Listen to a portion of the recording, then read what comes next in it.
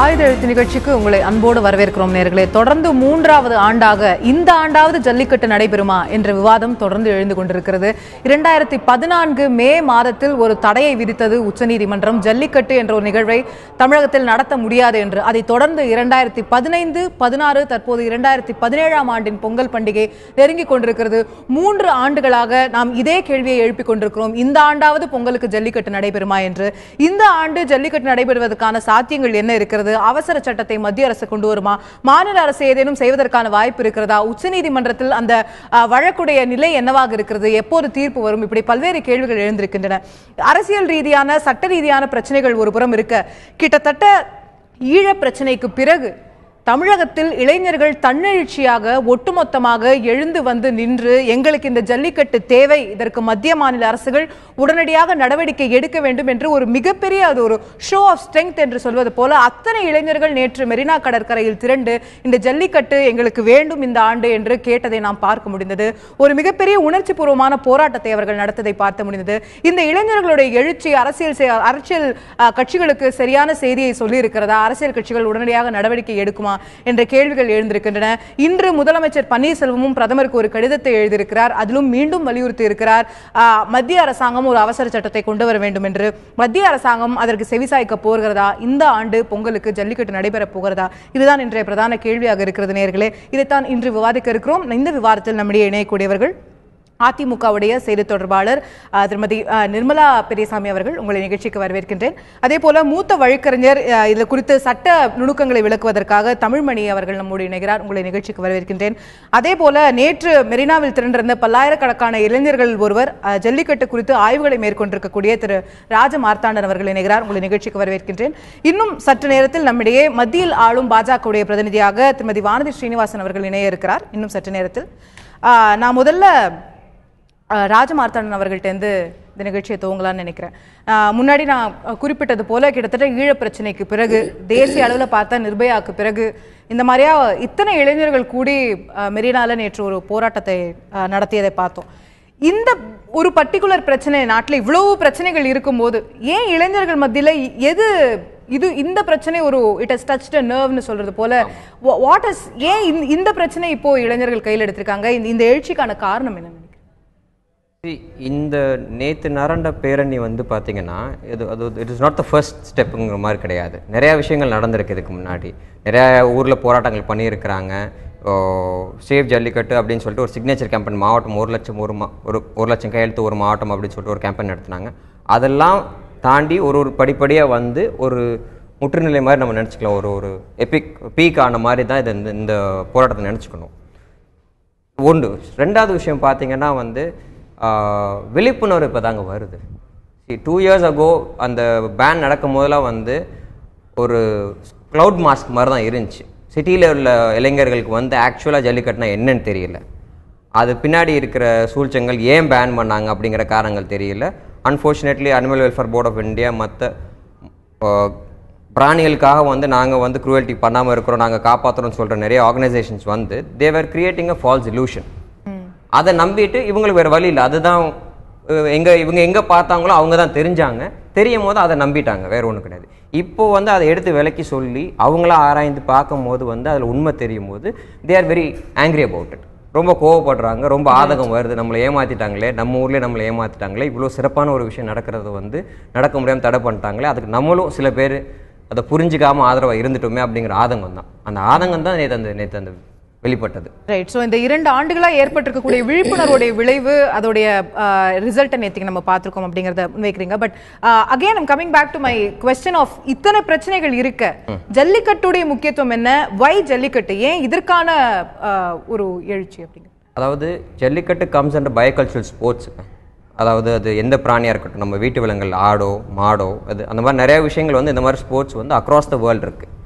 இந்தியாவிலே வந்து பார்த்திங்கன்னா வந்து நம்ம மகாராஷ்டிரா எடுத்துக்கோங்க, கர்நாடகத்துக்கு மகாராஷ்டிரா வயல்காடாக இருக்குது, கர்நாடகாவில் இருக்குது. அந்த மாதிரி உள்ள போட்டிகளில் இந்த அளவுக்கு சிறப்பாக அதை வந்து இன்னும் நடத்திட்டு பராமரிச்சுட்டு வர்றது வந்து தமிழ்நாட்டில் தான். It is an identity for us. Right. So இது நம்முடைய தமிழர்களுடைய அடையாளம் சார்ந்த ஒரு விஷயம் பார்க்கப்படுறதுனால அதிக முக்கியத்துவம் பெறுது அப்படின்னு நினைக்கிறீங்க. ரைட்.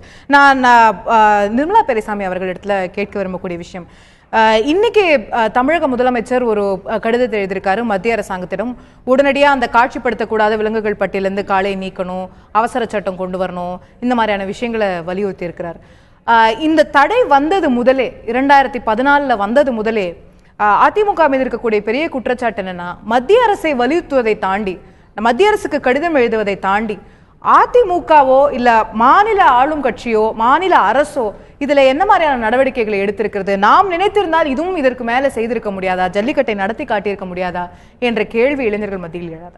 அதாவது மாநிலத்தின் ஜீவாதார பிரச்சனைகளான காவிரி, முல்லை பெரியாறு போன்ற நிறைய பிரச்சனைகளில் வாதாடி சட்ட போராட்டம் நடத்தி ஒரு குறிப்பிடத்தகுந்த வெற்றியை பெற்றுக் கொடுத்த மறைந்த நமது முதல்வர் அம்மா அவர்களுடைய ஆட்சியில் நிச்சயமாக ஜல்லிக்கட்டை மட்டும் விட்டுருவாங்கன்னு நினைச்சிருக்கீங்களா? பாராளுமன்ற உறுப்பினர்கள் எத்துணை முறை இதை பற்றி பேசியிருக்கிறார்கள். 50 உறுப்பினர்களுமே பேசணும்னு கொடுப்பாங்க பேர். ஆனா அங்க ஒரு ரூல் நம்பர் 377 இல்லைன்னா ஸ்பெஷல் அட்டென்ஷன், சிறப்பு கவனம், இதுல எல்லாம் எல்லாரும் பேச முடியாது. ஒருத்தர் கொடுத்தா ஒரு 7-8 பேர் சேர்ந்து கொடுத்தாங்கன்னா ஒருத்தர் மட்டும் தான் பேச முடியும், இல்ல 2 பேரை அனுமதிப்பார்கள். அப்படி அத்துணை முறை 7-8 முறை நான் வேணா உங்களுக்கு ஆதாரபூர்வமா சொல்ல முடியும். ஒரு நிமிஷம் இருந்தீங்கன்னா, ஸ்பெஷல் மென்ஷன்ல நமது தேனி பாராளுமன்ற உறுப்பினர் பார்த்திபன் அவர்கள் 4 முறை இதை பற்றி பேசியிருக்கிறார். ஸ்பெஷல் மென்ஷன்ல 3 முறையும், ஒரு முறை 377 கீழும் பேசியிருக்கிறார். நமது திருப்பூர் பாராளுமன்ற உறுப்பினர் சத்யபாமா அவர்கள் 2 முறை ஸ்பெஷல் அட்டென்ஷன்ல பேசியிருக்காங்க. அது இல்லாம செங்குட்டுவன் அவர்கள் வேலூர் பாராளுமன்ற உறுப்பினர், பாலசுப்ரமணியம் அவர்கள், டாக்டர் கே காமராஜ் அவர்கள் என்று 7 முறைக்கு மேல். அது மட்டும் இல்லாமல் ரத்னவேல் எம்பி அவர்கள் மூத்த உறுப்பினர் அதிமுக அவர்கள் மாநிலங்களவையில் பேசியிருக்கிறார். அத்துணை முறை இதை பற்றி வலியுறுத்தி இருக்கிறார்கள். மீண்டும் மீண்டும் கடிதம் எழுதி கொண்டிருக்கிறார்கள். அம்மா மெமோரண்டம் யாருக்கெல்லாம், பிரசிடென்ட் ஆஃப் இந்தியா சொல்லியிருக்காங்க, பிரைம் மினிஸ்டருக்கு சொல்லியிருக்காங்க, எல்லோருக்கும் கடிதம். இன்று வரை கடிதம் எழுதுவதோடு மட்டுமல்ல, சட்ட போராட்டம் மிக வலிமையாக எடுத்து செல்லப்பட்டு கொண்டிருக்கிறது. அது வெளியில உங்களுக்கு தெரியல. பல இடங்களில் சேகர் நாப்தே போன்ற மிகப்பெரிய அங்கதான் வர இங்க பாராளுமன்றத்துல பலமுறை பேசியிருக்காங்க அப்படிங்கறத குறிப்பிட்டீங்க. இந்த வழக்கிலேயே உச்சநீதிமன்றத்திலேயே தமிழக அரசாங்கமும் ஒரு பார்ட்டி, நாமளும் அங்க போய் பல வாதங்களை முன்னெடுத்து வைத்தாக வேண்டும், பல ஆர்குமெண்ட்ஸ் வைத்தாக வேண்டும். சமீபத்துல கூட நாம போட்ட அந்த ரெவ்யூ பெட்டிஷன் அப்படிங்கிறது டிஸ்மிஸ் ஆயிருக்கு உச்சநீதிமன்றத்தால. 2014 மே மாசம் அந்த தடை வருகிறது. உடனடியா 10 நாளுக்குள்ள நம்ம ரெவ்யூ பெட்டிஷன் போடுறோம். ஆனா அந்த ரெவ்யூ பெட்டிஷனை விசாரிப்பதற்கே கிட்டத்தட்ட 1.5 ஆண்டு ஆகி இருக்கிறதுன்னு சொல்லுவாங்க. அதை உடனடியாக விசாரிக்க வேண்டும் என்ற அழுத்தங்கள் இங்கே கொடுக்கப்பட்டதா? அந்த தீர்ப்பை உடனடியா பெறுறதுக்கு, அந்த வழக்கை நகர்த்தி செல்றதுக்கு நாம என்ன பண்ணிருக்கோன்ற கேள்விகள், என்னவெல்லாம் செய்ய முடியுமோ அத்துணையும் மாநில அரசின் சார்பில் செய்யப்பட்டு கொண்டிருக்கிறது.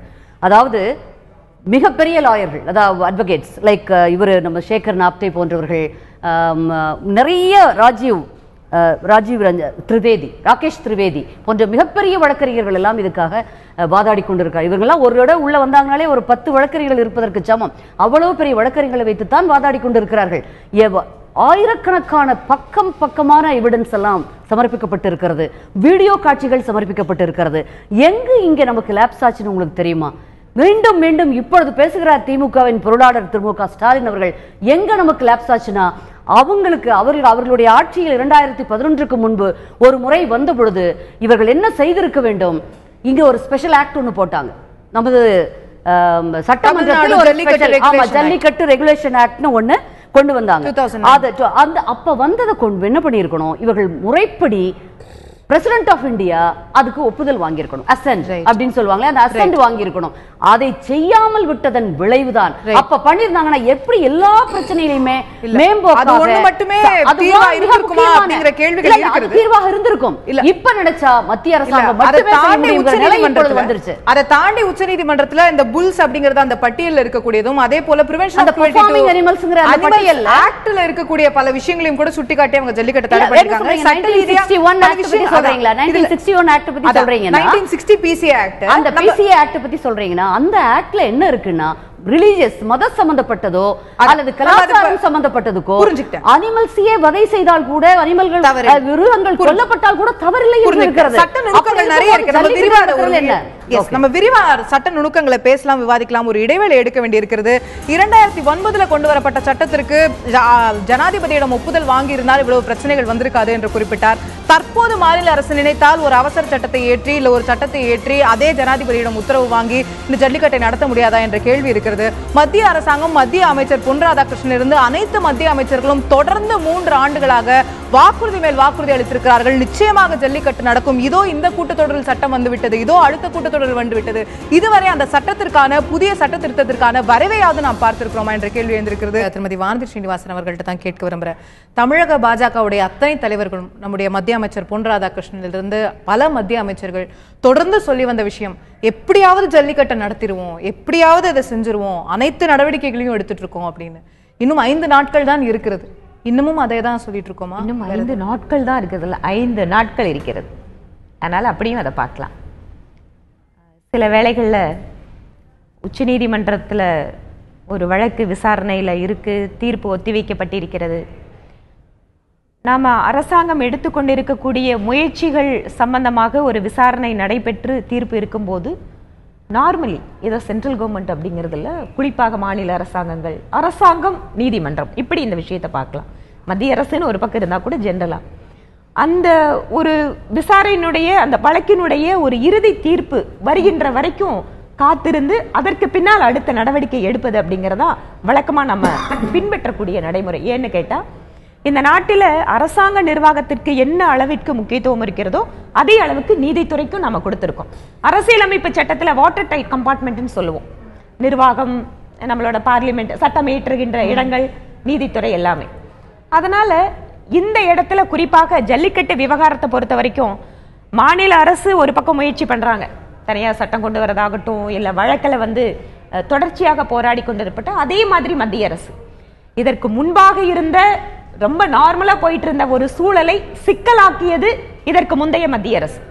ஒரு பெரிய ஒரு நூல்கண்டு சிக்கல் மாதிரி ஒன்று செஞ்சு வச்சுட்டு போனதால நீதிமன்றத்திற்கும் அரசாங்கத்திற்குமான ஒரு பெரிய போராட்டமாக இது இன்று மாறி இருக்கிறது. இது வெறுமனே மக்கள் பிரதிநிதிகள், மக்களால் தேர்ந்தெடுக்கப்பட்டவர்கள் மக்களுக்கு எது வேண்டுமோ அதை செய்ய வேண்டியது அவர்களுடைய கடமை என்று நினைத்து நாம் ஒரு சட்டத்தை கொண்டு வந்தால் கூட அதை கேள்வி கேட்கின்ற அதிகாரம் நீதித்துறைக்கு இருக்கின்றது. அது நாம் வழங்கி இருக்கின்ற அதிகாரம். அதனால இந்த உறவு அப்படிங்கிறதையும் ஒரு பக்கம் பேணணும், இன்னொரு பக்கம் மக்கள் எதிர்பார்ப்புக்கு இந்த அரசாங்கம் செயல்பட்டாகணும். இன்னைக்கு சூழல் எப்படி இருக்கு? ஒட்டுமொத்தமாக தமிழகத்தினுடைய அரசியல் கட்சிகள், மக்கள் ஓரணியில் திரண்டு நிற்கிறார்கள், ஜல்லிக்கட்டு வேணும். இதுல எந்தவித பாகுபாடும் கிடையாது. ஆனா எங்க பிரச்சனை இருக்கு? மத்திய அரசாங்கம் ஆதரிக்கலையே, ஆதரிக்குது. மாநில அரசாங்கம் ஆதரிக்குது. நீதிமன்றத்தில் இருக்கக்கூடிய இந்த சிக்கல் அப்படிங்கறதா இன்னைக்கு நம்மளுக்கு இருக்கிற ஒரு பெரிய தடைகள். தீர்க்கிறதுக்கு என்ன செஞ்சிருக்கோம் அப்படிங்கறதா ஒவ்வொரு வழியாக பாராளுமன்ற கூட்டத்தொடருக்கு முன்னாடியும் நீங்களும் இந்த அரங்கத்துல பலமுறை சொல்லியிருக்கீங்க, நாங்க அந்த வரைவெல்லாம் தயாரா வச்சிருக்கோம், பிசிஏ ஆக்ட்லயே அமெண்ட்மெண்ட் கொண்டு வர போறோம், சட்ட திருத்தம் கொண்டு வர போறோம், இந்த கூட்டத்தொடர்ல மாத்திருவோம், புது சட்டம் வந்துரும், அதுக்கப்புறம் எல்லா பிரச்சனையும் தீர்ந்துரும். அந்த சட்டத்திற்கான வரைவு கூட இது வரைக்கும் நம்ம வரைவு அப்படிங்கறத வழக்கமா நாம ஒன்ஸ் இது ஃபைனல் ஸ்டேஜ் வந்ததுக்கு அப்புறம் தான் பொதுமக்களுடைய பார்வைக்காக வருமே தவிர கேபினெட்டுக்குள்ள நடக்கக்கூடிய பல்வேறு விஷயங்கள். இப்ப முதல்ல ஒரு டிராஃப்ட் ஒன்று வருது, அது சட்டத்துறை அமைச்சகத்துக்கு அனுப்பப்படுகிறது, அதில் நிறைய மாறுதல்கள் உள்ளாகலாம். அதனால எப்பவுமே அரசாங்கத்தோடது ஒன்று முழுமை பெற்றதுக்கு அப்புறம் தான் வெளியில 3 வருஷமா இல்ல 3 வருஷமா அந்த ஏன் போன வருஷம் ஜனவரியில ஜல்லிக்கட்டுக்கு விளக்கம், அதுல இருந்து விளக்கம் குறித்து ஒரு அரசாணை வெளியிடப்பட்டது. அதாவது ஸ்டே வந்துருச்சு. புரியுதுங்களா? நீங்க பாயிண்ட் என்னன்னா அந்த சட்ட சிக்கல்கள் எல்லாம் ஆராய்ஞ்சுதானே நம்ம அரசாணை வெளியிடல. சட்ட சிக்கல்கள் இருக்கிறத ஆராய்ஞ்சுதான் வழக்கறிஞர்களுடைய ஒப்பீனியனை கேட்டுதானே அரசாங்கம் செயல்படுது. கடந்த ஆண்டு 2016 அந்த அரசாணை வரதுக்கு முன்னாடியே 2 இயர்ஸ் டைம் இருந்தது. அப்போ பிசிஏ ஆக்ட்ல அமெண்ட்மென்ட் பண்ணிருக்கலாம். நீங்க இதுக்கு முன்னாடி கூட டைம் இருந்ததுமா, செய்யல. அதுக்கப்புறம் அதுதான் சொல்றேன், எங்களுக்கு அந்த 2014 தடை வருது, எதுவுமே தடை வருது, மே மாசம் எண்ட்ல உங்க கவர்மெண்ட் வருது. நீங்க எல்லாம் செய்யலாம், எல்லாம் சொல்லலாமா? கோர்ட்டோட ஸ்பீடு நீங்க சொல்றீங்க. போன வருஷம் ஜனவரியில அரசாணை கொண்டு வந்தாங்க, தடை கொடுத்தாங்க, விசாரிச்சு இன்னும் தீர்ப்பு வழங்கல, தீர்ப்பு முடிந்து விசாரணை இறுதி, ஜட்ஜ்மென்ட் ரிசர்வ்டு. நீங்க இந்த நேரத்துல ஜட்ஜ், நீதிபதியை நீங்க இத்தனை நாளுக்குள்ள தீர்ப்பு கொடுத்தே ஆகணும்னு வற்புறுத்துற நிலைமை இருக்கா? இப்போ நம்ம ஒரு வழக்க எனக்கு தெரியாம நீங்க ஒரு வழக்கு கூட நீங்க விளக்கலாம். ஒரு வழக்க நம்ம ஒரு பிரச்சனை அவசரமா நடக்குது, ஒரு எமர்ஜென்சி இருக்குன்னு சொல்லும்போது அவசர வழக்கா விசாரிக்கலாம் அப்படின்னு நீதிமன்றத்துல நம்ம கேட்கலாம். அந்த மாதிரி ரிசர்வ் ஆயிருக்கிற ஜட்ஜ்மெண்ட் நம்ம இந்த தேதிக்குள்ள எங்களுக்கு அது இதுக்கான ஒரு ஜட்ஜ்மெண்ட் தெரியணும்னு நம்ம ரிக்வெஸ்ட் வைக்க முடியும், தாராளமா வைக்க முடியும். சொல்றேன் இது நிச்சயமா. ஏன்னா ஜல்லிக்கட்டுங்கிறது ஒவ்வொரு வருஷம் ஜனவரி மாசத்துலதான் நடத்தும் அப்படிங்கறத திருப்பி ஆர்கியூ பண்ணி தானே கேஸே விசாரணை முடிஞ்சிருக்கு. அப்போ விசாரணை முடிக்கப்பட்ட விசாரணை முடிஞ்சு ஜட்ஜ்மெண்ட் எழுதப்பட்டு அங்கேயே இருக்கு அப்படின்னா அதை வெளியிடறதுக்கு நம்ம ஒரு ரிக்வெஸ்ட் பண்ணலாமே. அம்மா எழுதப்பட்டு இருக்கா எழுதலையான்னு யாருக்கு தெரியும்? அத நம்ம சைடுல இருந்து ரிக்வெஸ்ட் பண்ணா தாராளமா அந்த ரிக்வெஸ்ட் தொடர்ச்சியா கொடுத்துட்டு தான் இருக்காங்க. ஆனா ஜட்ஜுங்க கிட்ட டெய்லி காலையில போய் இன்னைக்கு ஜட்ஜ்மெண்ட் கொடுப்பீங்களான்னு கேட்க முடியாது. ஜஸ்ட் இண்டிகேட் கேட்க முடியும், நம்ம ரிக்வெஸ்ட் கொடுக்க முடியும். அதுக்கு மேல ஃபோர்ஸ் பண்ணி இதை கொடுங்கன்னு கேட்க முடியாது. நீங்க கேக்குறீங்க அவசர வழக்காக கருதி எத்தனையோ வழக்குகளை நீங்க இரவு நேரத்தில் கூட நீதிபதிகள் விசாரித்திருக்கிறார்கள். அது நீதிபதிகளுடைய தன்மையை பொறுத்தது. இங்க கூட பாத்தீங்கன்னா 10 வழக்கறிஞர்கள் ஒவ்வொரு மாதிரியான வழக்குல அவசர வழக்கில் கேட்பாங்க. சாமானியர்களுக்கான சந்தேகம் எங்க வருதுன்னா, கடந்த ஆண்டு ஜனவரி மாதம் 7ஆம் தேதி அரசாணை போடுது மத்திய அரசு. 5 நாள்ல 12ஆம் தேதி ஸ்டே வாங்க முடியுது. ஆனா அதற்கு பிறகு விசாரணை முடிந்த தீர்ப்பை நம்ம ஒரு வருஷமா இன்னும் வாங்க முடியலன்னு சொன்னா இது ஏதோ மத்திய அரசாங்கத்துல தவறு இருக்கு இல்ல காலதாமதம் இருக்குன்னு எங்காவது ஒரு இடத்துல ப்ரூவ் பண்ணுங்க, நாங்க அதுக்கான பொறுப்பு ஏத்துக்கிறோம். ஆனா எங்க தரப்புல இருந்து எந்த தவறும் கிடையாது. சரியான நேரத்துக்கு ஆர்கியூ பண்றோம். எந்த இடத்துலயும் காலதாமதத்துக்கு நாங்க காரணமா இல்ல. இப்ப கூட இந்த வழக்கை உடனடியா விசாரிக்கணும்னு முறையிட்டு இந்த வழக்கு விசாரணையை எடுத்து வழக்கமா சுப்ரீம் கோர்ட்ல சாமானிய மனிதர்கள் அவங்களுடைய வழக்குகள் அப்படின்னு போட்டா விசாரணைக்கு வர்றது சிவில் வழக்குகள்னா 5 வருஷம் ஆகுது, கிரிமினல் வழக்குகள்னா 7 வருஷம் ஆகுது. இதுதான் இன்னைக்கு நாட்டில் இருக்கக்கூடிய நிலைமை. ஆனாலும் கூட இந்த வழக்கினுடைய தன்மையை கருதி இதை நீங்க உடனடியா விசாரிக்கணும்னு அரசாங்கம் சொன்னதனால இன்னைக்கு வழக்கு விசாரணை முடிஞ்சிருக்கு. ஆனா தீர்ப்பு கொடுக்கலன்னு சொன்னா இந்த 5 நாளுக்குள்ள நாங்க தீர்ப்பு எதிர்பார்க்கிறோம். இன்னைக்கு கூட இந்த நிமிஷம் வரைக்கும் சப்ளிமெண்ட் லிஸ்ட்லயாவது நம்ம ஜட்ஜ்மெண்ட் வந்திருக்கான்னு தேடிட்டு இருக்கோம். அதனால முழுக்க இது நீதிமன்றத்தின் கையில் இருக்கிறது. ஆனா அதை அப்படியே விடுவதற்கும் மத்திய அரசாங்கம் தயாரா இல்ல. இதற்கு பின்னால என்ன செய்யணும் ஏது செய்யணும்ங்கற விஷயத்தை யோசிச்சுட்டு இருக்கோம். ஆனா நிறைய நேரத்துல அது எல்லாத்தையும் ஓபனா ரிவீல் பண்ண முடியாது முதல்ல. ரைட். சோ நடவடிக்கைகள் எடுக்கப்பட்டு வருகிறது. இன்னும் 5 நாட்கள் இருக்கு, பொறுத்துருங்க அப்படிங்கிறது உங்களுடைய பார்வையா நீங்க சொல்றீங்க. நான் திரு தமிழ்மணி அவர்கள்ட்ட கேட்க விரும்பக்கூடிய விஷயம், நிறைய சட்ட ரீதியான பிரச்சனைகள் பேசணும், சட்ட சிக்கல்கள் இதுல நிறைய இருக்கு, நீதிமன்றத்தின் கையில தான் இருக்கு அப்படிங்கிறது ஆளுங்கட்சி சொல்லக்கூடிய விஷயமாக இருக்கிறது. இந்த சட்ட சிக்கல்களுக்கு உண்மையிலேயே ஒரு தீர்வு இருக்கிறதா? இந்த 5 நாட்கள்ல ஏதாவது செய்ய முடியுமா? ஜல்லிக்கட்டு நடத்த முடியுமா? 5 நாட்கள்ல நடத்த முடியுங்கிறது 0.5% வாய்ப்பு கூட எனக்கு தெரிஞ்சு இல்லை. சொல்லலாம் 5 நாள் தானே, 5 நாள் இருக்கே, நம்முடைய குரல்ல ஆகாரத்தையும் ஓகாரத்தையும் காமிக்கலாமே தவிர நடக்கக்கூடிய சாத்தியம் அல்ல. இன்னொன்று, எல்லாரும் ஒரு மிகப்பெரிய அடிப்படை தவறை செய்கிறாங்க.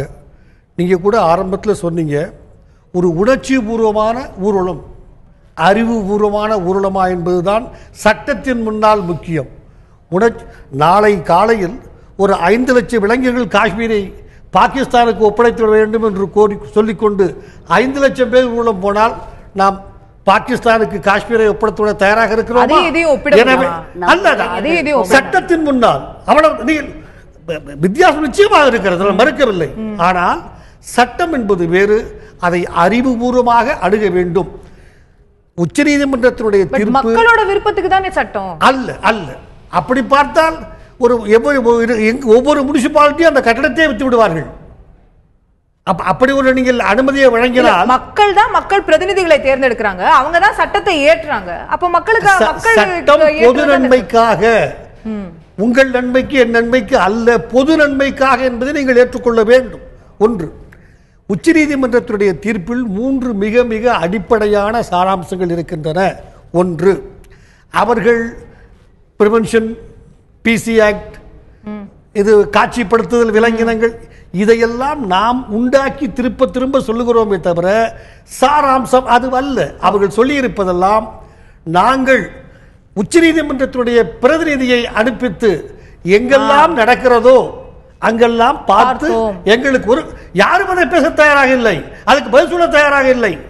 அவர்கள் ஒரு அறிக்கை கொடுத்தார்கள், எப்படியெல்லாம் மாடுகள் ஒவ்வொரு இடத்திலும் துன்பப்படுத்தப்படுகின்றன என்று எங்களுடைய பிரதிநிதி நேரில் பார்த்து அறிக்கை கொடுத்தார்கள்.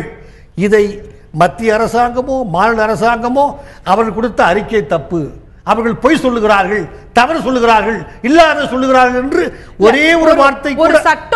ஒரு சட்டத்தை வந்து மீறி ஒரு செயல் நடக்குது அப்படினா முடித்து விடுகிறேன். அது எனவே அதை தடுக்க வேண்டும் என்பது ஒன்று. இரண்டாவது, அவர்கள் இதையெல்லாம் தாண்டி, இந்த சட்டங்களை எல்லாம் தாண்டி அரசியலமைப்பு சட்டத்தில் எப்படி மனிதனுக்கும் ஃபண்டமெண்டல் ரைட்டை விலங்குகளுக்கு கூட என்று கேட்கிறார்கள். புரிந்து கொள்ளுங்கள். மூன்றாவது அவர்கள் 51A என்று அரசியல் சட்டத்தில் ஒரு பிரிவு இருக்கிறது. அது எப்படி அடிப்படை உரிமைகள் இருக்கிறதோ ஒரு இந்திய குடிமகனுக்கு, அதை போல ஒவ்வொரு இந்திய குடிமகனுக்கும் அடிப்படை கடமைகள் இருக்கின்றன. அதில் which are not justiciable. I don't say that. If I don't know that simple law, I am unfit to be an advocate. Sorry, I never said that. அவர்கள் சொல்லுவதெல்லாம் 51A(G) பிரிவின் கீழ் have compassion to the living creatures என்கிற வார்த்தை இதில் இருக்கிறது. அதில் உட்புகுந்து அவர்கள் சொல்லுகிறார்கள், இது மாடுகள் துன்பப்படுத்துவதை நாங்கள் அனுமதிக்க மாட்டோம் என்பதுதான் உச்சநீதிமன்றத்தினுடைய திரும்ப திரும்ப சொல்லப்படுகிற அடிப்படை. அதை சரி செய்கிற வரை புரிஞ்சுக்கிட்டேன். 3 விஷயங்கள் சொல்றீங்க, புரிஞ்சுக்கிட்டேன். அவங்க என்ன நாங்களே எங்களுடைய பிரதிநிதிகளை அனுப்புறோம், நாங்க பார்த்தோம், அங்க துன்புறுத்தல் நடக்குது அப்படின்னா எந்த ஒரு சட்டம் இருந்தாலும் இதை தமிழ்நாடு அரசாங்கமோ மத்திய அரசாங்கமோ இல்லை, அவர்கள் பார்க்கவும் இல்லை. மன்னியுங்கள், இப்போது இவ்வளவு கூப்பாடு போடுகிறவர்கள் அன்றைக்கு நாப்தே சாப்தே எல்லாம் அன்றைக்கு இருந்தார் அல்லவா? ஒரு வழக்கறிஞர் வந்தார், 10 வழக்கறிஞர். அவர் யார்? பிளீஸ், முக்கியமான விஷயத்தை சொல்ல விடுங்க. நீங்க எந்த வழக்கறிஞராவது எடுத்து காட்டுங்கள், நான் மன்னிப்பு கேட்டுக் கொள்கிறேன். இல்லை, அவர் பொய் சொல்லுகிறார், மாட்டின் வாளை கடிக்கவில்லை, காதை இதெல்லாம் இருக்கிறது. அல்ல, அதான் என்னோட கேள்வி ரொம்ப அடிப்படையானது. எந்த ஒரு விதி இருந்தாலுமே, எந்த ஒரு சட்டம் இருந்தாலுமே விதி மீறல்ங்கிறது இருக்கதான் போகிறது, சட்ட மீறல்ங்கிறது இருக்கதான் போகிறது. IPC 302 இருக்கா, அதுக்கான விதிமீறல் இருக்கதான் செய்யுது. அந்த மாதிரி எந்த ஒரு சட்டம் இருந்தாலும் இருக்கு. ஆக நம்ம அந்த சட்டத்தில் இருக்கிற விதி மீறல்கள் செய்தவர்களை தண்டிக்க வேண்டுமா, அதன் மீது நடவடிக்கை எடுக்க வேண்டுமா, ஜல்லிக்கட்டே கூடாதுன்னு சொல்லணும்? மன்னிக்க வேண்டும். இதைத்தான் உடன்கட்டை ஏறுதல் என்கிற சதியின் பொருள் சொன்னார்கள். இதைத்தான் தேவதாசி ஒழிப்பு முறையின் போல் சொன்னார்கள். கோயிலுக்கு சம்பந்தப்பட்டது, கோயிலில் நாட்டியம் ஆடுகிறார் அவர், அந்த மனைவி தன் கணவனோடு இறந்து போக ஆசைப்படுகிறார். நீங்க சட்டம் ஏன் தடுக்கிறது? சட்டத்திற்கு என்ன சம்பந்தம்? அது 1700 வருடங்களாக அந்த ஜாதியினுடைய தொடர்ந்த நடைமுறை. இவையெல்லாம் சொல்லி அழுத்து போய்விட்ட விஷயங்களை நாம் திரும்ப சொல்ல முயற்சிக்கிறோம். அங்கும் கேட்கலாம், அந்த பெண் உடன்கட்டையினால் அவளை தண்டியுங்களேன், அதுதான் நீங்கள் கேட்கிறீர்கள். இப்போது இல்ல, அப்போ வற்புறுத்தப்பட்டார்கள், பெண்கள் வற்புறுத்தப்பட்டார்கள். உன் கணவன் இறந்து விட்டால் நீ அங்க போய் உடன்கட்டை ஏறணும் வற்புறுத்தப்பட்டார்கள். அறியாமை காரணமாக அவர்களும் இரண்டும் உண்மைதான். வற்புறுத்தப்பட்டது உண்மை. இல்லை, என் குலம் அழிந்துவிடும், என்னுடைய மகன் இறந்து போய்விடுவான், சாபம் வந்துவிடும் என்று போய்படுத்திக் கொண்டு நீங்கள் சொல்வதை பார்த்தால் சதியை ஒழித்திருக்க கூடாது, யாரெல்லாம் மீறினார்களோ தண்டித்திருக்க வேண்டும். மன்னியுங்கள், சட்டம் அப்படி இருக்க முடியாது. ரைட், நான் இதுதான் திரு ராஜமாத்தன் அவர்கள்ட்ட கொண்டு போக விரும்புறேன். நீங்க குறுக்கிடவும் விரும்புனீங்க. நம்ம வைக்கக்கூடிய வாதங்கள் எதுவுமே உணர்ச்சி பூர்வமான வாதங்கள், ட்ரெடிஷன் அப்படிங்கிற வாதங்கள், நிறைய வாதங்கள் இருக்கலாம், ஆனால் அது எதுவுமே சட்டத்தின் முன் செல்லாது அப்படிங்கிற பார்வை வைக்கப்படுகிறது. உங்களுடைய சார் சொன்னதுக்கு ஒரு பாயிண்ட் மாத்திரம் அவங்க சொன்னாங்க இல்லைங்களா, சுப்ரீம் கோர்ட் நாங்கள் எங்களோட ரெப்ரஸன்டேட்டிவ்ஸ் தான் அனுப்பிச்சோம் அப்படின்ட்டு. ரெப்ரஸன்டேட்டிவ்ஸ் போனவங்களே இதை தடை பண்ணணும்னு பெட்டிஷன் ஃபைல் பண்ணவங்களோட ஆர்கனைசேஷன்ல உள்ள மக்கள் தான் ரெப்ரஸன்டேட்டிவ் போனாங்க. அதுவே அனிமல் வெல்ஃபேர் போர்டோட அனிமல் வெல்ஃபேர் போர்டு சில நபர்களை honorary members of animal welfare போர்டா நியமிச்சாங்க. அவங்க தான் போனவங்க PFA சேர்ந்தவங்க. PFA is party to the case. அந்த மாதிரி கேக்குறவங்கள எப்படி நீங்க ஆய்வு பண்றதுக்கு அங்க போடலாம். அதை தமிழக அரசாங்கம் தடுத்திருக்க வேண்டும். அப்படி நடந்திருக்குமானால் இவர்கள் எல்லாம் பிரஜுடிஸ் அனுப்பாத. இதை மத்திய அரசாங்கம் தடுத்து, அவர்கள் பார்ட்டி தானே அன்றைக்கு தமிழக அரசு வழக்கறிஞர்களும் மத்திய அரசு வழக்கறிஞர்களும் இல்லை, தமிழ் மொழி போகக்கூடாது, அசோகாவை அனுப்புங்கள், நியாயம். அன்றைக்கு தூங்கிவிட்டு இன்றைக்கு கூப்பாடு போட்டு யாருக்கு லாபம்? ரெண்டாவது விஷயம், ஆனா ஒண்ணு சத்திக்கு கம்பேர் பண்றாங்க, அதுக்கு கம்பேர் பண்றாங்க. தப்பா எடுத்துக்காதீங்க. இவ்வளவு வயசு பெரிய மனுஷன் வந்துட்டு அதை கம்பேர் பண்றது ஒரு கேவலமான கம்பேரிசன். ரசகுறைவான வார்த்தைகள் பயன்படுத்த வேண்டாம். இல்ல ப்ளீஸ், ஏன் சொல்றேன் கேளுங்க. உங்க எமோஷன்ஸ் புரிஞ்சுக்க முடியுது. It is not emotional, it is pure science. I'll tell you. See, Jallikattu எப்படின்னா, it is to livestock rearing like how F1 is to automobile industry. F1 race எதுக்கு நடத்தணுங்க? நான் தெரியாமல் கேட்குறேன். அந்த கார் வந்து நம்ம வீதியில் ஓட்ட போகிறோமா? கிடையாது. ஆனால் அதுலேருந்து டெக்னாலஜி வர்றது அவங்க ஒரு ஷோகேஸ் பண்ணி காமிக்கும் போது வந்து அந்த எங்கள்கிட்ட இந்த மாதிரி இருக்குது இப்படி காமிக்கும் போது அந்த கம்பெனிக்கு வந்து எடுத்துக்காட்டாக இருக்குது, ஒரு ஷோகேஸ் பண்ணுறக்கு ஒரு இடமா இருக்குது. அந்த மாதிரி தான் வந்து ஒருத்தவங்களும் வந்து நீங்கள் வந்து பார்த்தீங்கன்னா இங்கே மோஸ்ட்டாக நிறைய பேர் மாடு வந்து பார்த்துருக்கோம் வந்து நம்ம ஊரில் இல்லைன்னா அட்வர்டைஸ்மெண்ட்டில் வந்து ஒரு பால் மாடோ அந்த மாதிரி தான் பார்த்துருப்போம். இன்னமும் வந்து கிராம பக்கம் போனீங்கன்னா பட்டி மாடுன்னு வச்சுருப்பாங்க, ஆயிரக்கணக்கான மாடுகள் இருக்கும். அந்த மாடுங்களுக்கு வந்து வேலையே வந்து பார்த்தீங்கன்னா 3 வேலை தாங்க. ஒன்று வந்து காலக்கன்றுகள் போட்டால் அதை வாங்கி வளர்ப்பாங்க வண்டிக்கு உழவு பார்க்குறதுக்கு. ரெண்டாவது வந்து பார்த்தீங்கன்னா நைட்டு வந்து வயலில் போய் வந்து கெடா மத்துவாங்க. அந்த சாணம் கோமியம் வந்து தான் அதுக்கு வந்து ஃபர்டிலைசேஷன் ஃபார் தி சாயில். இதுதான் வந்து நம்ம பூர்வீக விவசாயம். அதான் இது நம்மளோட விவசாய முறையோட இல்ல நம்மளோட அந்த லைஃப் ஸ்டாக் ரேரிங்கோட தொடர்புடையது ஜல்லிக்கட்டு அப்படின்னு சொல்றீங்க. இந்த வாதங்கள் நம்முடைய அரசுகளால் உச்சநீதிமன்றத்தில் வைக்கப்பட்டிருக்கிறதுன்னு நினைக்கிறீங்களா? வலுவா வைக்கப்பட்டிருக்கிறது? ரொம்ப லேட்டாங்க, ரொம்ப லேட்டா வைக்கப்பட்டிருக்கிறது. ஆரம்பத்துல வந்து பாரம்பரியம் கலாச்சாரம்ங்கிற 2 வார்த்தை தான் ரொம்ப நாளா யூஸ் பண்ணப்பட்டுச்சு ஒழிய இந்த ஆங்கிள் ஒரு சயின்டிபிக் அப்ரோச் வந்து ரொம்ப லேட்டா தான் வைக்கப்படும். ரைட். சோ இந்த ஒரு அறிவியல் பூர்வமான வாதங்கள் வந்து தாமதமாக உச்சநீதிமன்றத்தில் வைக்கப்பட்டிருக்கின்றன என்ற குற்றச்சாட்டு எழும்பி தொட்டிருக்கிறது. திருமதி நிர்மலா பெரியசாமி அவர்களிடத்துல கேட்க விரும்புறேன்.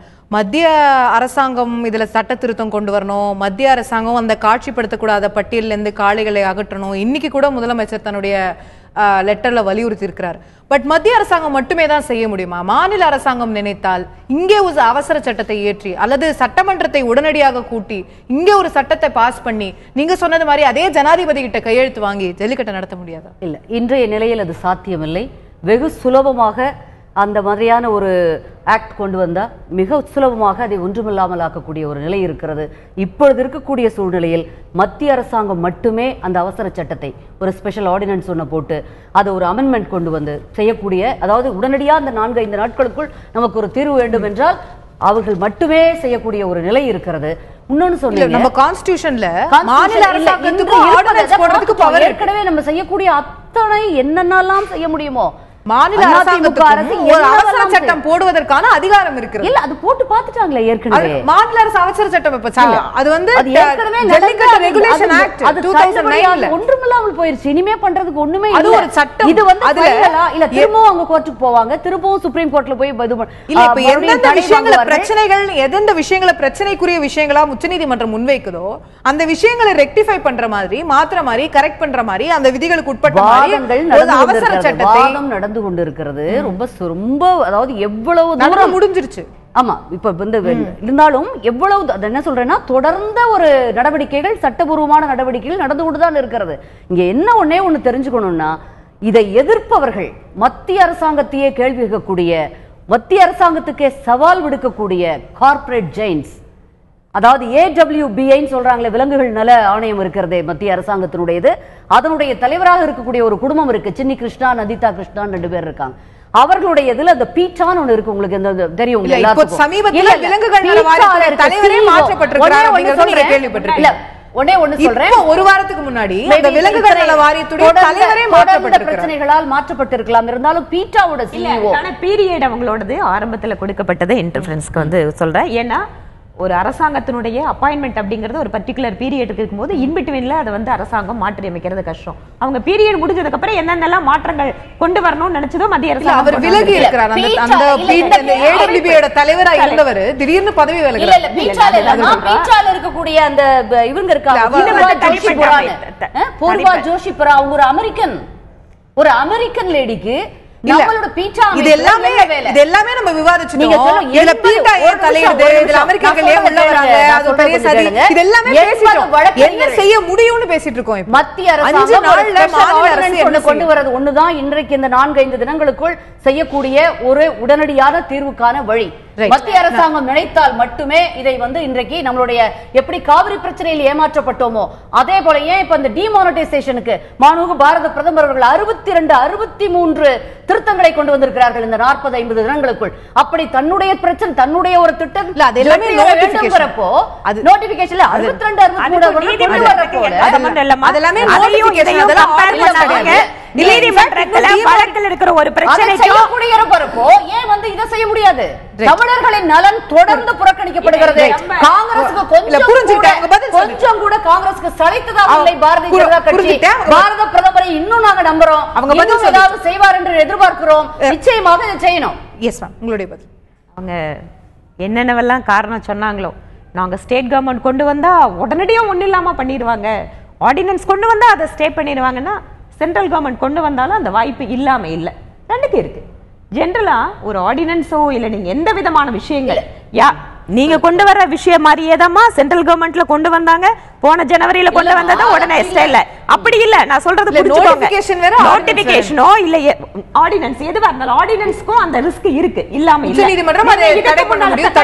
கட்டாயம் அதற்கான வாய்ப்புகளுக்கு. பிகாஸ் ஜுடிஷியல் ரிவ்யூங்கிறது நீங்க அந்த நீதிமன்றத்தினுடைய அதிகாரம், அது மாநில அரசு கொண்டு வந்தாலும் மத்திய அரசு கொண்டு வந்தாலும் அது சரிசமமாக பார்க்கப்படும். அதனால அதுக்கு இதுக்கு வித்தியாசம் இல்ல. ரெண்டாவது, டிமானிட்டைசேஷன் பத்தி சகோதரி ரொம்ப உணர்வுபூர்வமா 50 கொண்டு வந்தீங்க, 60 கொண்டு வந்தீங்க.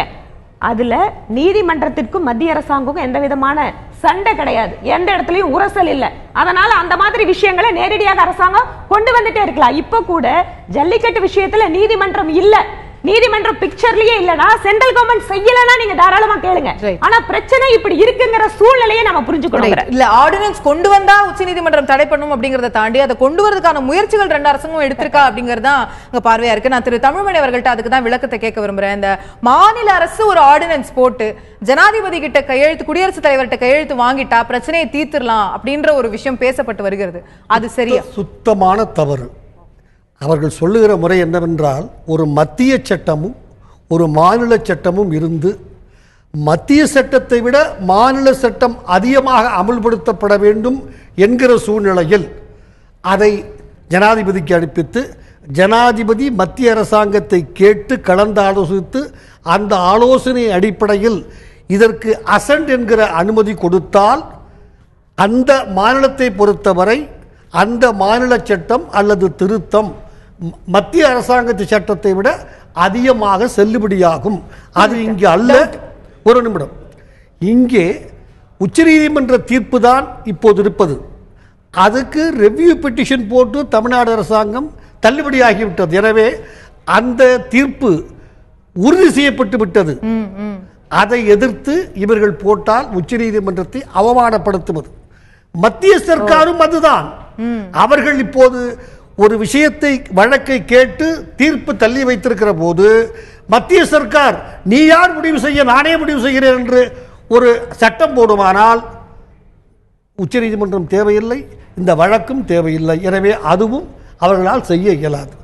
இப்போது உச்சநீதிமன்றத்துடைய தீர்ப்புக்கு காத்திருப்பதை தவிர வேற எதுவும் செய்ய. இந்தியா முழுக்க 50% தான் இடஒதுக்கீடுன்னு சொல்லும்போது தமிழ்நாட்டுக்கு மட்டும் ஒரு எக்ஸம்ஷன் வாங்கி இங்க ஒரு சட்டம் போட்டு நம்ம ஜனாதிபதி கிட்ட ஒப்புதல் வாங்கி அந்த விஷயத்தை மாத்த முடிஞ்சது. இன்னைக்கு தமிழ்நாட்டுக்கு மட்டும் 69% இப்ப வரைக்கும் யாராலும் அது மேல கை வைக்க முடியல அப்படின்னு சொல்லும்போது இப்ப வரைக்கும் அதை ரத்து செய்ய முடியல. அதை நீங்க சொன்னது போல உடனடியா உச்சநீதிமன்றம் நீக்கிடும் 2 பேர் சொன்னீங்க. அந்த மாதிரி ஒரு கேரண்டி அது ஏற்கனவே புரிந்து கொள்ளுங்கள். அந்த வழக்கு நிலுவையில் இருக்கிற போது வித்தியாசத்தை புரிந்து கொள்ளுங்கள். ரெவ்யூ பெட்டிஷன் தள்ளுபடி பண்ணியாச்சு. புதுசா அந்த புது சட்டத்தை சரியா தப்பா என்று ஆராய்ந்து தீர்ப்பை தள்ளி வைத்திருக்கிறார்கள். அந்த தீர்ப்பு வரும் வரை நம்ம எதுவும் செய்ய முடியாது. உண்மை அதுதான் நிலைமை. அதை ஏற்றுக்கொள்வதுதான் சட்டம். ரைட். சோ இதுதான் நிதர்சனமா இருக்கிறது அப்படிங்கிறது உங்களுடைய பார்வையா இருக்கு. நான் திரு ராஜமார்த்தன் அவர்கள்ட்ட கேட்க விரும்புறேன். நிறைய பிரச்சனைகள் இருக்கு, நிறைய சட்ட சிக்கல் இருக்கு. ஜல்லிக்கட்டு நடக்கணும்னு எல்லாரும் ஆசைப்படுறாங்க, அது நடக்கல அப்படிங்கிற ஆதங்கம் இருக்கு, எல்லாமே புரிஞ்சுக்க முடியுது. ஆனா பல இடங்கள்ல இன்னைக்கு தமிழகத்துல பாக்குறோம், தடையை மீறி நாங்க ஜல்லிக்கட்டு நடத்துறோம், காளை மாடுகளை அவுத்து விடுறோம், நாங்க பண்றோம் அப்படின்னு சொல்றது எந்த அளவுக்கு ஒரு ஏற்றுக்கொள்ளக்கூடிய விஷயமாக இருக்கும்? ஜல்லிக்கட்டு கண்டிப்பா நடக்கும். இல்ல அதுதான் இங்க இருக்கிற எல்லாருமே சொல்றோம். இப்போ பொங்கலுக்கு கண்டிப்பா நடக்கும். மத்திய அரசும் சரி மாநில அரசும் சரி அவங்களோட ஆசீர்வாதத்தோட நடக்கும். 10 நாளைக்கு முன்னாடி தந்தி டிவியில் தான் சொன்னாங்க, மக்கள் தடையை மீறி நடத்தினா நாங்கள் ஆதரிப்போம், போலீஸார் எந்த நடவடிக்கையும் எடுக்க மாட்டாங்க அப்படின்னு சொன்னாங்க மாநில அரசு. இப்போது தமிழக பாஜக சொல்லியிருக்கிறாங்க தடையை மீறி நடத்தினா நாங்கள் ஆதரவு கொடுப்போம் அப்படின்னு சொல்லிட்டு. என்கிட்ட கேட்ட கேள்வி நீங்கள் அவங்கள்ட்ட கேட்கணும். ஆனால் ஒரு விஷயம் மாத்திரம் எங்களுக்கு புரியலை. கிராம மக்கள் விவசாயிகள் இருக்கிறாங்க இல்லைங்களா, அவங்க அவங்களோட ஆதங்கத்தை சொல்கிறாங்க, பிரியத்தை சொல்கிறாங்க, சரிங்களா, அந்த மாடு வச்சுக்கணும்னு சொல்கிறாங்க. இந்த நேற்று நடந்த பேரணி மாதிரி வந்து நான் சொன்ன மாதிரி மாவட்டமாக வந்து கையெழுத்து வாங்கணும். இந்த மாதிரி எங்களோட ஏன்னா ஆன்லைனில் இருக்கிறவங்க வந்து change.org போய்ட்டு டக்குன்னு ஒரு ஆன்லைன் பெட்டிஷன் பண்ணிடுறாங்க. ஆனால் வந்து இந்த மஞ்சோடு நடத்தணும் ஜல்லிக்கட்டு நடத்தணும்னு சொல்கிறவங்களுக்கு அந்த கம்யூனிகேஷன் அந்த லிங்க் கிடையாது. சிவகங்கையில் வந்து நாங்கள் போய் எஸ்பிட்டா பெர்மிஷன் வாங்குகிறோம், கேட்குறோம். அவர் வந்து ஒரு ஸ்டேட்மெண்ட் விடுறாரு, மாடு வச்சுக்கிறதே தப்பு, உங்களுக்கு வந்து கிராமமாக போய் சிக்னேச்சர் வாங்குறதுக்கு வந்து பெர்மிஷன் கொடுக்க முடியாது. அது எப்படி அப்படின்னு லாஸ்ட் வீக் வந்து மகேஸ்வரி என்கிற ஒரு பெண்மணி வந்து எல்லா மாவட்டமும் வந்து விசிட் பண்ணுறாங்க. ஜல்லிக்கட்டு ஒரு விழிப்புணர்வு மாதிரி பைக்கில் சோலோ ரைடிங் பண்ணுறாங்க, ப்ராப்பர் அட்டையர் ஹெல்மெட்லாம் போட்டுட்டு எல்லா ரூல்ஸ் ஃபாலோ பண்ணுறாங்க. மதுரை ரூரல் எஸ்பி வந்து அவங்களை அரெஸ்ட் பண்ணி ஒரு நாள் நிறுத்தி வைக்கிறாங்க. என்ன காரணம்? வேற ஏதாவது காரணங்கள் இருக்கலாம், அங்க வந்து ஏதாவது சலசலப்பு ஏற்பட்டிருக்கலாம், நிறைய என்ன எக்ஸாக்ட்டா நடந்தது நமக்கு தெரியாது. அது ஏன் வந்து என்னால் இவ்வளோ வந்து உறுதியாக சொல்ல முடியுதுன்னா வந்து அந்த ஃபுல் ஜேர்னி நாங்கள் ஃபாலோ பண்ணோம். ஃபாலோ பண்ணோன்னா அவங்கள ஃபாலோ பண்ணல, ஜேர்னி நாங்கள் ஃபாலோ பண்ணுறது. ஏன்னா நாங்கள் ஆர்வம் உள்ளவங்க இல்லைங்களா, ஃபாலோ பண்ணிட்டு இருந்தோம். எங்கேயுமே கூட்டம் 10 பேருக்கு மேலே அவங்களை ரிசீவ் பண்ண இடத்துல சேரல, எதுவும் ஆகலை. ஏன் இப்படி ஒரு ட்ரீட்மெண்ட் இப்போ நடந்துட்டு இருக்கு? திருப்பத்தூர் டவுனை சுற்றி இருக்கிற கிராமத்தில் வந்து வீடு வீடாக மாடு வச்சுக்கிட்டு போயிட்டு பொங்கல் அன்னைக்கு பொங்கலை வைக்கக்கூடாது, மஞ்சட் மாடை வந்து அலங்காரப்படுத்தக்கூடாதுன்னு கையெழுத்து எழுதி வாங்கிட்டு இருக்கிறாங்க. எல்லாரும் அக்யூஸ்டா? யார் வாங்கிட்டு இருக்கா? போலீஸ் ஸ்டேஷன், லோக்கல் ஸ்டேஷன்ல வாங்குறாங்க. போன வருஷம் சட்டமே கிடையாது. போன வருஷமும் நடந்துச்சு. கதை இது பொங்கல் வைக்க முடியாது, யார் சொல்ல முடியும்? யாருக்குமே அப்படி சொல்ல முடியாது. மாடு வச்சு பொங்கல் வைக்கக்கூடாது, மாடை வந்து அலங்காரப்படுத்தக்கூடாது, அன்னைக்கு மாட்டு பொங்கல் அன்னைக்கு மாடை வைக்கக்கூடாது அப்படின்னு சொல்லிட்டு நீங்க எல்லாம் கையெழுத்து போடுங்க சொல்லிட்டு கையெழுத்து வாங்கிட்டு இருக்காங்க. அப்படி வாங்கினா நிச்சயமா அது போலீஸ் பண்ண வேண்டிய வேலை இல்ல. பொங்கல் வைக்க வேண்டாம்னு யாராவது போலீஸ் டிபார்ட்மெண்ட்ல சொல்லுவாங்களா? நிச்சயமா இது ஏதோ தவறான இல்ல ஏதாவது ஒரு சதி இருக்கலாம். இல்ல இது அரசாங்கத்தின் மேல வேணும்னே பழி போடுறதுக்காக ஏதோ நடக்கலாம், இல்ல தம்பி தெரியாம சொல்லலாம், எனக்கு தெரியல. நிச்சயமாக அப்படி இருப்பதற்கு வாய்ப்பு இல்ல. ஏறு தழுவுதல் நாம ஒன்னும் ஸ்பெயின்ல மாதிரி வெளிநாடுகள்ல மாதிரி எருதுகளை துன்புறுத்தி கொள்றது இல்ல. இது வந்து ஏறு தழுவுதல். மாடு வச்சிருக்கவங்களுக்கு இன்னைக்கு வந்து 3rd degree ட்ரீட்மெண்ட் நிச்சயமா கிடையாது. உங்களுடைய அந்த மாபெரும் பேரணிக்கு இதெல்லாம் ஒரு 5000 பேருக்கு மேல மெரினா பீச்ல கூட்டிங்க. இங்க இருக்கிற ரிசெப்ஷன் வேற, அங்க இருக்கிற ரிசெப்ஷன் வேற. நிச்சயமா இல்ல. இல்ல இது வந்து யூச்ச கதல போன வருஷமும் நடந்தது. மீடியாவுல ஆதாரம் இல்லாம இந்த வருஷம் ஆதாரம் இல்லாம பேசல, தாராளமா மேல பேச கூடாது. இப்பயும் சொல்றேன், இப்பயும் சொல்றேன். எங்கன்னு சொல்லுங்க, எந்த இடத்துலன்னு சொல்லுங்க, யாரை அரெஸ்ட் பண்ணாங்கன்னு சொல்லுங்க, யார்கிட்ட சொன்னாங்கன்னு சொல்லுங்க. அப்படி போற போக்குல எதுவும் பேசிட்டு இருக்க கூடாது. நான் சொல்றேன், திருப்பத்தூர் டவுன் சுத்தி இருக்கிற கிராமங்கள்ல வந்து இத வந்து கையெழுத்து வாங்கிட்டு இருக்காங்க. இப்போ நிச்சயமா போலீஸ் போய் கையெழுத்து வாங்குவாங்க. அது ஆராய வேண்டிய விஷயமாக இருக்கிறது. பாப்போம், நிச்சயமா நீங்களும் அதை கவனத்துல எடுத்துப்பீங்கன்னு நினைக்கிறேன், அதை ஆராய்வீங்கன்னு நினைக்கிறேன். அஃப்கோர்ஸ் அது நடக்குமே, ஆனால் அது வந்து எந்த சட்டத்தின் கீழ் அப்படி நடக்க முடியும் அப்படிங்கிறது தெரியல. அஃப்கோர்ஸ் ஆளுங்கட்சி அதுல கவனத்துல எடுத்துக்கொள்ளும் அப்படின்னு நம்ம எதிர்பார்க்கலாம். ஏன்னா இந்த விஷயத்துல ஜல்லிக்கட்டு நடக்கணுங்கிறது ஆளுங்கட்சிக்கும் மிக தீவிரமான ஆசை. நாங்கள் தமிழர்கள் தானே, எல்லா ஆளுங்கட்சியும் முதல்ல நான் நன்றி தெரிவிச்சேன். அது வந்து நான் உண்மையில நான் நன்றி தெரிவிச்சேன். அது குறிப்பிட்டாரு. மனமான நன்றி தான். இன்னைக்கு தமிழகம் முழுவதும் பல இடங்கள்ல ஏற்கனவே சில இடங்கள்ல பாக்குறோம், நாங்க தடை மீறி ஜல்லிக்கட்டு நடத்துறோம்னு சொல்லி பலர் கிளம்பி இருக்கிறாங்க, பலர் இது பண்றாங்க. அது மக்களுடைய உணர்வு இல்ல, அது அப்படி அது அவங்களுடைய உணர்வு. அப்படி ஒரு விஷயம் நடக்குமே ஆனால் திரு ராஜமார்த்தாண்டன் சொல்வது போல மாநில அரசு அதை ஆதரிக்கும் அப்படிங்கிற மாதிரியான போக்கை எடுக்க போகிறதா? தவறான இல்ல. அது வந்து அந்தந்த சமயத்துல மாண்புமிகு முதல்வர் அவர்கள் தான் முடிவெடுக்கணுமோ தவிர அதுல நான் சொல்றதுக்கு எந்த கருத்தும் இல்ல. ஆளுங்கட்சியாக இருப்பவர்கள் ஒரு சட்டத்தை மீறி நடக்கும் பொழுது அதுக்கு ஆதரவு கொடுக்க இதுவரைக்கும் ஆதரவு கொடுத்ததாக கடந்த கால வரலாறு கிடையாது. இருந்தாலும் மக்களுடைய உணர்வுகள் ரொம்ப இந்த தடவை இளைஞர்கள் ரொம்ப மிக அதிகமாக ஒரு நிச்சயமா நமக்கே ஆத்திரமா இருக்கு, நமக்கே மனது ரொம்ப கவலையா இருக்கு. இது யாராவது ஏதாவது செய்ய மாட்டாங்களா? எல்லாமே செஞ்சாச்சு. இது வந்து நான் வந்து ஒரு பெரிய ஹிஸ்டரி என்ன நடக்குது, டெல்லியில நம்ம லாயர்ஸ் என்ன பண்றாங்க, எம்பிஸ் என்ன பண்றாங்க, கம்ப்ளீட் அவங்களை ஸ்டடி பண்ணிட்டு தான் இங்க வந்திருக்கேன். எனக்கு வரதுக்கு முன்னாடி கம்ப்ளீட்டா அதை பத்தி முழுமையாக விசாரித்து என்னவெல்லாம் செய்ய முடியும். ஆயிரக்கணக்கான பக்கங்களில் நாங்கள் விளக்கம் கொடுத்திருக்கிறோம், எவிடன்ஸ் கொடுத்திருக்கிறோம், வீடியோஸ் கொடுத்திருக்கிறோம். இதற்கு மேல் நல்ல லாயர்ஸ் வச்சு வழக்காடுறோம். அதற்கு மேலே அந்த கார்ப்பரேட் லாபி எனப்படக்கூடிய அந்த அமெரிக்கன் லாபி மிக மோசமாக வேலை செய்யுது. புரிஞ்சுக்கிட்டேன். நான் நிகழ்ச்சியோட நிறைவு பக்கத்துக்கு இல்ல, கார்ப்பரேட் லாபி ஒர்க் பண்ணது இதெல்லாம் ஒரு பக்கம். பட் அல்டிமேட்லி ஜட்ஜஸோட மனநிலை, அவர்கள் அந்த குறிப்பிட்ட விஷயத்தை பற்றி அவர்களுக்குள் வைத்திருக்கக்கூடிய கருத்தாக்கம், இதுவும் இந்த மாதிரியான வழக்குகள்ல மிகப்பெரிய தாக்கத்தை ஏற்படுத்துகிறது. அதனால ஜுடிஷரியோட கருத்துக்கள் அதை நாம ஒத்துக்கணும், அவங்க சொல்றது கரெக்ட் அப்படின்னு எல்லாம் நம்ம இருந்தால் கூட சில நேரங்களில் தனிப்பட்ட மனிதர்கள் ஒரு விஷயத்தை பத்தி வச்சிருக்க கருத்துக்கள் ஒட்டுமொத்தமாக ஒரு மாநிலத்தினுடைய உணர்வுகள் அப்படிங்கிற விஷயத்துல எடுபடாம அப்படிங்கறத பார்க்க முடியும். நிச்சயமா எடுத்து சொல்லாம இல்ல, நம்ம ஒவ்வொரு விஷயத்தையுமே ஏன் வந்து ரிலிஜியஸ் ஆங்கிள் சொல்றோம், கலாச்சாரம் ஒவ்வொரு விஷயத்திலயும் அதுதான் சொல்றேன். நீங்க ஒரு முன்முடிவு எடுக்கக்கூடிய ஒரு நபரிடம் இத ஒரு பழமொழி சொல்லுவாங்களே, ஊர் பக்கத்துல தூங்குறவங்களை எழுப்பலாம், தூங்குற மாதிரி நடிக்கிறவங்கள மாதிரிதான் நான் இந்த விஷயத்துல இப்படிதான் நினைக்கிறேன் அப்படின்னு சில நேரத்துல சில வழக்குகள் மாட்டிக்கொள்கின்ற பொழுது இந்த மாதிரியான மிக ஒரு தர்ம சங்கடக்கால சூழ்நிலைகளை இந்த நாடு, இந்த ஒரு வழக்கு மட்டும் இல்ல, இந்த மாதிரி நிறைய விஷயங்கள் இருக்கு. நிகழ்ச்சி நிறைவு செய்ய வேண்டும். திரு தமிழ்மணி, உங்களுடைய சுருக்கமான இறுதியான கருத்து.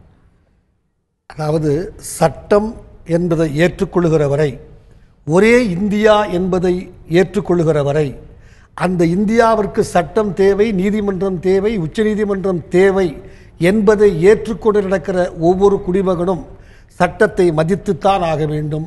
மக்கள் தீர்ப்பே மகேஷின் தீர்ப்பு என்பது நாடக வசனமாக இருக்கலாமே தவிர வாழ்வியல் முறைக்கு ஒத்து வராது. ஒரு உச்சநீதிமன்றம் அப்படி என்று சொன்னால் சட்டமே தேவையில்லை, நீதித்துறையே தேவையில்லை. எனவே மக்கள் தீர்ப்பு என்பது வேறு, சட்டம் என்பது வேறு.